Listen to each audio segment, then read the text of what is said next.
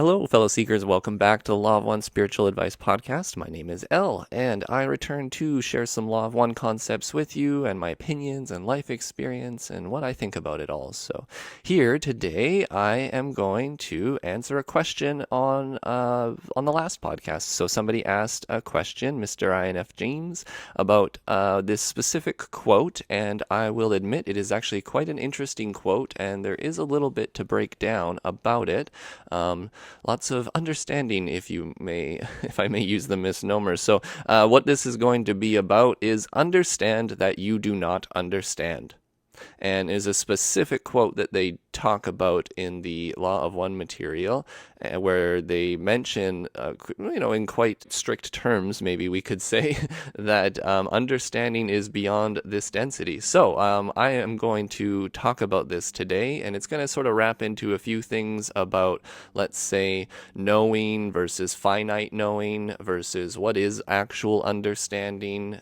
Let's talk about surrender. We're going to talk about third density, fourth density, how the different sort of dimensions or densities have different lessons, and we're also going to be talking about how those are sort of related to the heart, and also the difference between maybe a veiled and an unveiled perception, sort of when you are in a physical state versus a metaphysical state, a space-time state versus a time-space state. So either in living physical life or maybe in between incarnations in your more metaphysical light body where you have a different sort of understanding. So these are the sort of things that we are going to talk about today, and I will just start by reading you the quote, and I have 3 more lined up after to provide some more clarity. So this is from this first one from session 16.39, and you can get all this information on my website for free, theoneinfinitecreator.com, and there are links to the LL research material who provides us all of this for free, so thank you to them.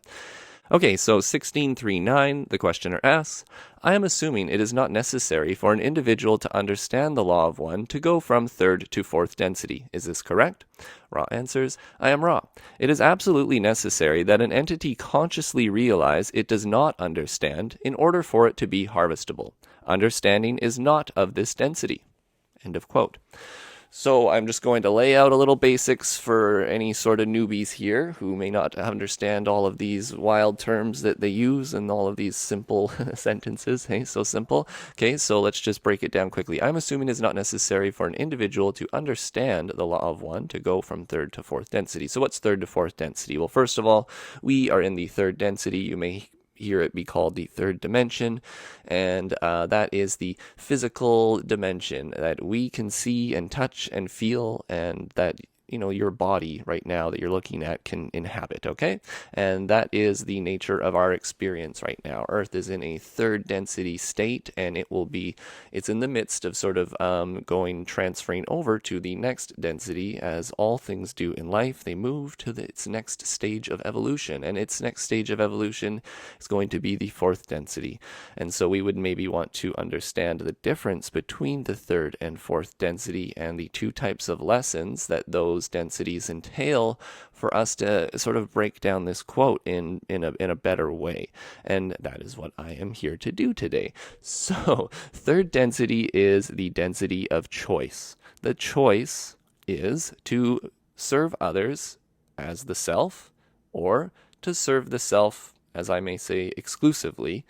It's sort of just like the idea is that the universe is one. And so it is the perception of the entity who is operating within this oneness as to what type of oneness they would like to see, if I can kind of say it like that. And, which type of oneness do you like to see? Do you like to see the oneness, or do you see the oneness where, you are the creator, I am the creator, we are all the creator, and in that we are somewhat equal, right? We are equal we're perfectly imperfect. We are equal in our unequality because we are all one. We all come from the same thing, and it's like we are brothers and sisters in the same sort of pot.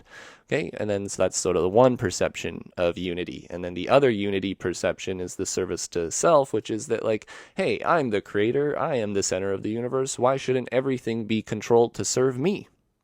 Technically, those sort of 2 perceptions are somewhat correct in a way. However, I will add a little addendum that actually the Well, the service to others path is the sort of ultimate unity truth, but we get to go behind a veiled perception in the third density, which is a perception of ignorance, where we sort of separate ourselves from the absolute knowing and understanding that all is one and that all is the creator, so that we may come into this creation and make an unbiased choice, one that isn't sort of informed on the knowing that, everything is the creator. Instead, you get to come into this sort of dark place and you get to look around and say, okay, I see some of this oneness. I kind of get the idea of what's going on here.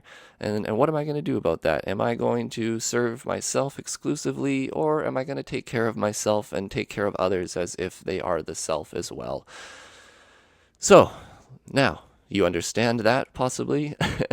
And I use the word understand, and you're going to laugh later when I kind of break down how that's not understanding. But anyways, so they state here, it is not necessary for an individual to understand the law of one, so the sort of the ways of unity, to go from the third density to the fourth density.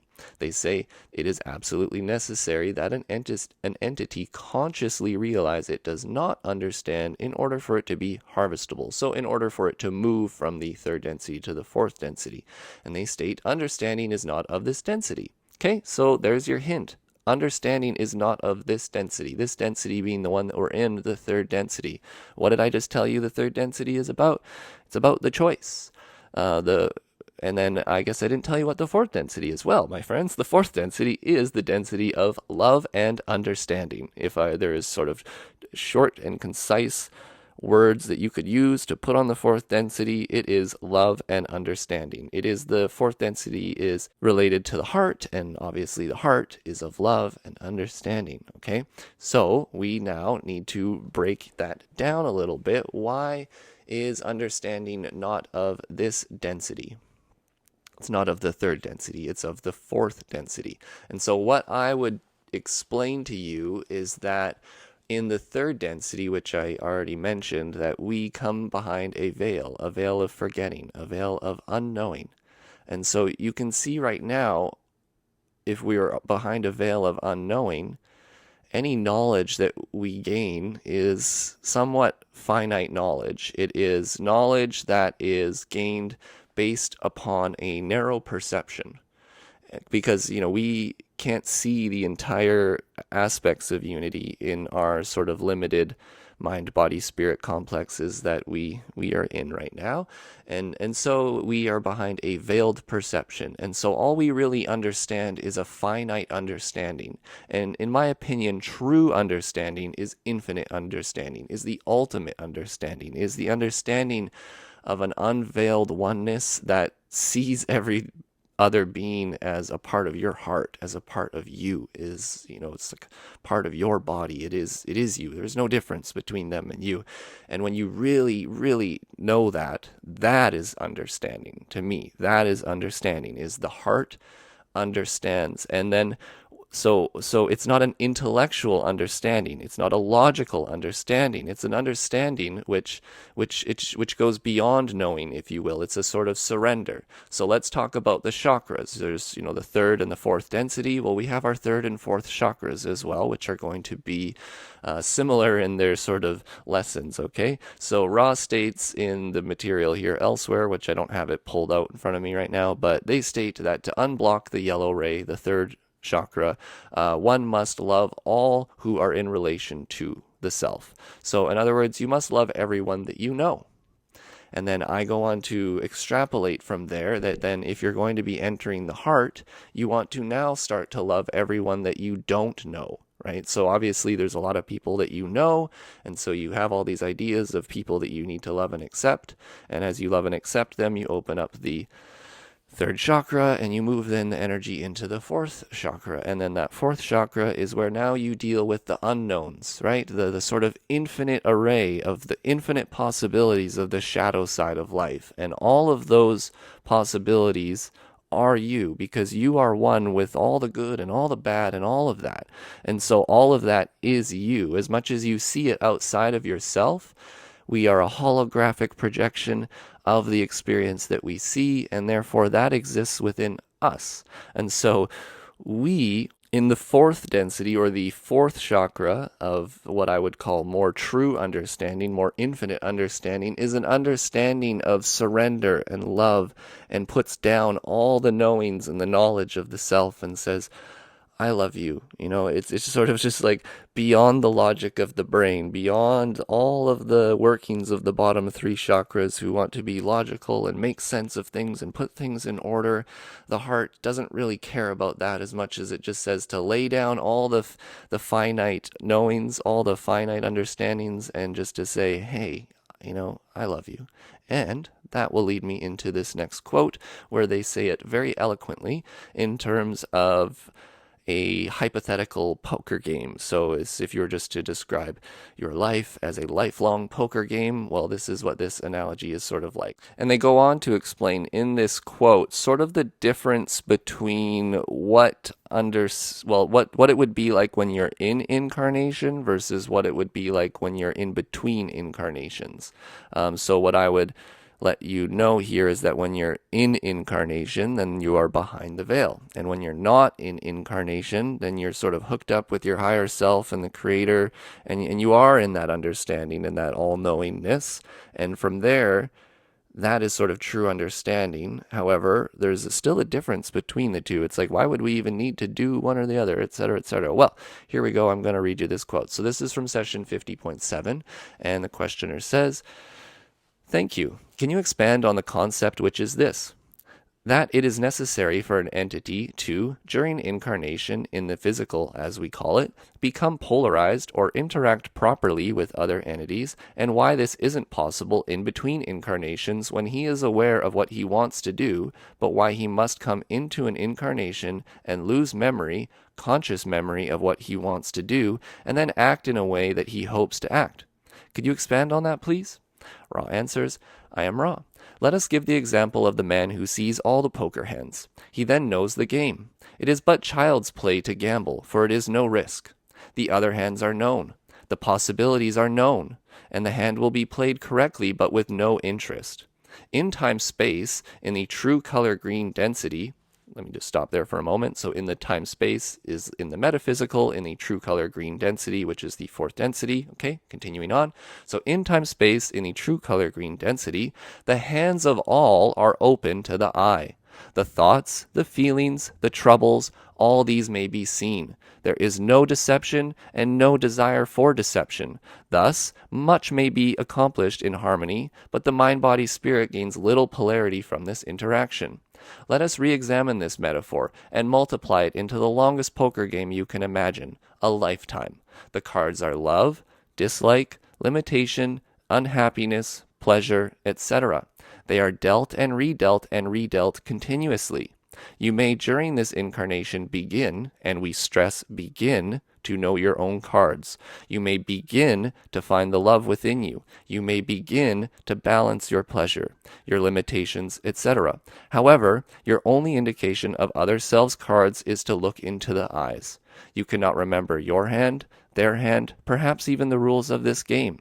This game can only be won by those who lose their cards in the melting influence of love, can only be won by those who lay their pleasures, their limitations, their all upon the table, face up and say inwardly, all of you players, each other self, whatever your hand, I love you. This is the game, to know, to accept, to forgive, to balance, and to open the self in love. This cannot be done without the forgetting, for it would carry no weight in the life of the mind-body-spirit beingness totality. End of question. Woo, so that was quite the long one, hey, with actually many areas of interest. So I already described quite a few of them, but you can see here the difference between when you're in incarnation versus when you're in between incarnations. There is a difference in what you can do. When you are in between incarnations, you are, like they state here, in true color green density, so in the fourth density of love and understanding. The hands of all are open to the eye. The thoughts, the feelings, the troubles, all these may be seen. There is no deception and no desire for deception. So to me, this is true understanding. When you are basically what would you call it? Psychic, and you can pretty much, we can read each other's thoughts. There's no shielding of each other's thoughts. It's just like we can see each other bare and true. That is understanding. That is true understanding. But we are instead in the physical, in the third density, and we don't have true understanding. You don't know necessarily what motivates other people. You don't even necessarily know what motivates yourself. We are a complex series of ideas and thoughts that are put together in our brain to make a personality which likes to express itself in a multitude of distorted ways. And so, as much as you'd like to be intellectual and logical and understand the law of one and all its ins and outs and all the possibilities of dark magic, light magic, and all of this stuff, I mean, honestly, it doesn't really matter. You all you have to do is just learn to love. You just need to learn to lay the cards down, your pleasures, your limitations, your self, all those thoughts that you're thinking of yourself where you're so worried about this and that. You need to lay that down and say, I love you. I love me. I love you. I love everyone. I love the Creator. Grateful for all. That is sort of understanding. And then you see how it's not even understanding. It's like if you're doing this from the third density perspective, you really are just sort of doing a type of surrender. It's really understanding that I do not understand. And I know that's a paradox, and they state elsewhere in this material that, the closer you get to paradox, the closer you are to a spiritual truth. So there you go. There's something to sort of recognize. So in that, there is some more here to talk about. Just to really nail it on the head here, that the logic and all the wonderful sounding ideas and thoughts and words that I'm able to logically put together and spew out of my mouth, how this is still only finite understandings, my friends, and we're just sort of measuring. So here we go from session 3.9. The questioner asks, I am reminded of this statement approximately. If you had enough faith, you could say to a mountain to move, and the mountain would move. I assume this is approximately what you are saying, and I am assuming that if you are fully aware of the law of one, then you are able to do these things. Is that correct? Ra answers, I am Ra. The vibratory distortion of sound faith is perhaps one of the stumbling blocks between those of what we may call the infinite path and those of the finite proving/understanding. You are precisely correct in your understanding of the congruency of faith and intelligent infinity. However, one is a spiritual term, the other more acceptable perhaps to the conceptual framework distortions of those who seek with measure and pen. End of quote. So with here, there is once again sort of just the differentiation between what I would call, let's say, finite understanding and infinite understanding. So the sort of the when they say understand, you do not understand, I guess another way that they're saying it there is you should finitely understand that you do not infinitely understand. I'm pretty happy with that, actually. And you can see how that is sort of like an understanding that, like, the Creator is somewhat bigger than us, and we're behind the veil, and we don't have all the knowledge to know everything about everything, and all we really know is that we can love. And so there you go. There's sort of the idea of faith is sort of a finite understanding of the infinite understanding. And then we're going to go into why. What's the point? Why do we need to go behind a veiled perception and then go back over into a non-veiled perception and then back and forth and back and forth? Well, this, I hope, ties everything together for you nicely, this quote right here, because to me, this is what really provides a lot of clarity. And in fact, this quote always stuck with me in the last part. They state, working in darkness with a tiny candle, one may correct imbalances. So let me lay it on you here. The way that I would like to explain it first is that there's a non-veiled perception in between incarnations, and which gives you sort of fluidity and more maximum infinite understanding and forgiveness for the self, but you can't actually change the the true biases that you hold within sort of your spirit, within your, as they would call it, mind, body, spirit, complex totality. In other words, like your higher self. It's sort of like changes don't really become truly made within your soul until you go into the veiled perception and try out what you really think should be. Like, in other words, you sort of like are in the full knowing of the creator and everything in between incarnations. You say, hey, I know that I need to learn to give without expectation. Like, let's just say that's an example, right? So I want to learn to give without expectation. And so that incarnation is going to be a lot about you sort of being not completely understanding about, what you're giving and just giving anyways for the sake of giving and not necessarily having any of it come back. And like, why would you do that? Well, it's because you're kind of faking it till you're making it. It's like, I've learned this lesson and I know it's true. Now, can I go into a physical incarnation, forget everything, and still operate the way that in my essence of my being I know to be? And that's the idea of us incarnating, I suppose, many, many times. So, sorry, I went on there a little bit. This is session 71.7. So they state, while in space-time, in other words, like in the physical, right? So space-time is going to be the physical, and then time-space would be the metaphysical, like in between incarnations. So space-time would be in incarnation, starting over. While in space-time, it is not possible to determine the course of events beyond the incarnation, but only to correct the present imbalances. In time-space, so in the metaphysical, upon the other hand, it is not possible to correct any unbalanced actions, but rather to perceive the imbalances and thusly forgive the self for that which is. The decisions then are made to set up the probabilities of correcting these imbalances in what you would call future space-time experiences. The advantage of time-space is that of the fluidity of the grand overview. The advantage of time-space is that of working in darkness with a tiny candle, one may correct imbalances. End of quote. So now maybe this is sort of pulling it all together in between incarnations, which I would also state is similar to being, unveiled in the fourth density in the next one.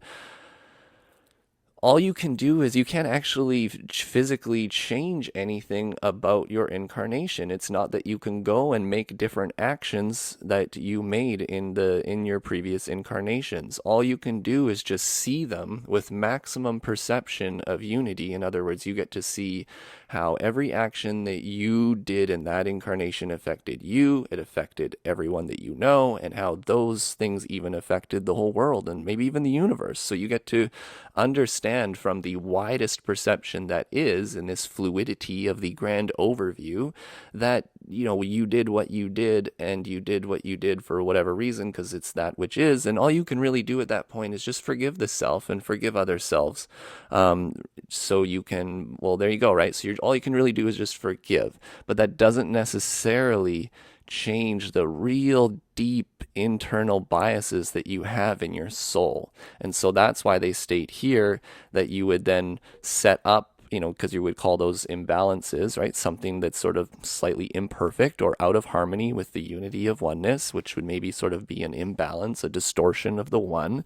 And so you would set up a future incarnation in space-time or in the physical where you would, go in and with a tiny candle may try to correct those imbalances. And that's what we're doing here, my friends. It's that, I can state all of this and say that I know this, but to what degree do I really know this within my heart? That is the difference between where you may think I am and where I truly am. It's that, just because I can logically put all of these things into wonderful sentences, maybe I just do that to impress you. Maybe I just do that to make myself feel good about being spiritually adept.